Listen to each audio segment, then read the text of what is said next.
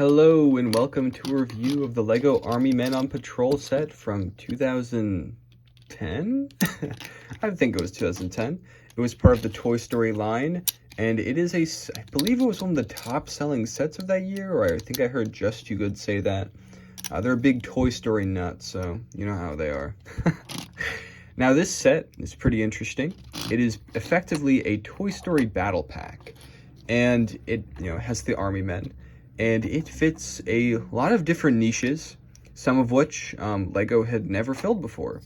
The first one is kind of the obvious. This is very blatantly a military-based set. LEGO, since its inception, or at least the inception of building sets, has been very adamant about the fact that they don't make military stuff. Originally, the Yellow Castle was yellow because they didn't want to make gray. They didn't want to make a gray castle because they feared that kids would make tanks. And they didn't make a lot of green pieces because they feared kids would make tanks. And here we are, green Army Men. Literally, a Jeep with weapons, including a rifle, green. I think this is a new piece too, also green. And yeah, you could definitely see this as LEGO compromising on their values, making an army-based thing. But then again, it's, green Army Men from Toy Story, it's kind of a loophole. So it's nothing to get mad about.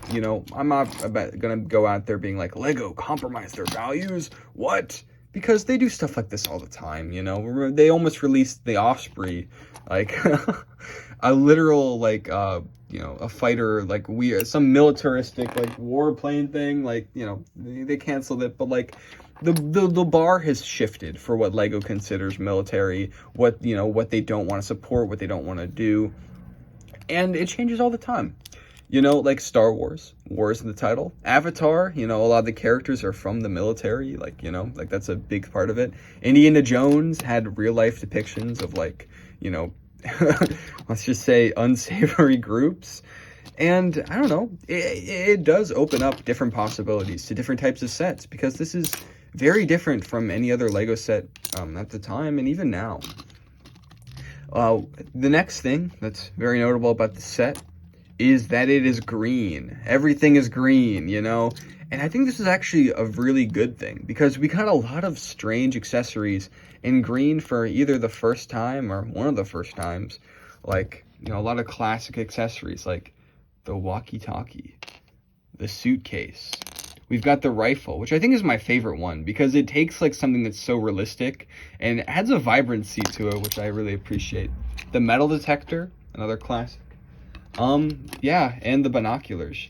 Basically all green for probably the first time. Maybe not the first time for all of them. And you also have this interesting platform piece that they sit on or stand on.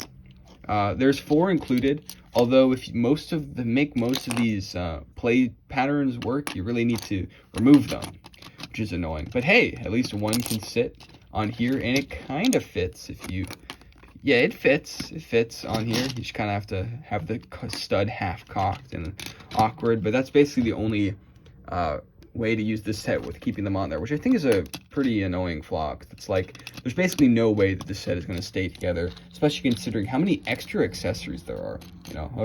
Definitely a way to make one of the set's strengths into a weakness, but this set is chock full of different accessories, and I think it's awesome.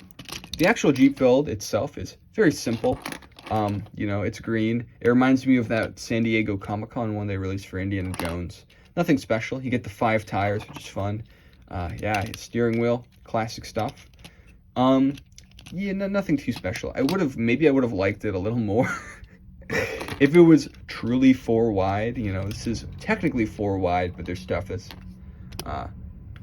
jutting out.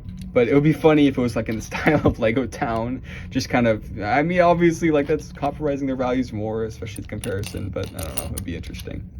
The minifigures themselves, most of them are the same. We have 3 of this Army Men guy. God, I'm getting the worst photography of him. The face print is very faded, probably because it's not, they're not used to printing on green. The whole thing looks very washed out. Honestly, kind of reminds me of the SpongeBob theme. Like a bit of a negative comparison with the printing, but it looks okay. And, you know, you get the idea. And maybe like the sculpting of a Army Man in general isn't exactly like, you know, the most, isn't the most defined thing. So maybe having it be a little bit hazy is fine. The only one that is different is, oh, we also get the, yeah, I think I mentioned the backpack in green. This one, we have a different helmet with the, you know, first aid symbol. Nothing else is different about them, but it's a nice little variation, and, you know, kind of follows the battle pack format of most of the figures being the same, and maybe one or two has a slight difference, which was, you know, kind of a form factor that was pretty well adhered to that around that time. In the battle pack set era, I had most of them. I didn't have the set. I think the only Toy Story set I ever got was Build-A-Zurg, and I thought it was fine.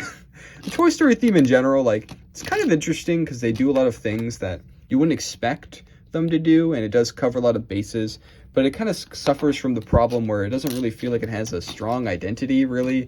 There's just kind of like a lot of, you know, simple expressions of classic Lego ideas, maybe not the best they could be, but, you know, okay. Like, there's a decent train, there's a decent Western set, a decent spaceship, but none that are, like, exemplimentary, you know? And it's okay. You know, Toy Story is Toy Story. It's cool that they got a lot of different ideas out of the way, all in, you know, through the Toy Story lens.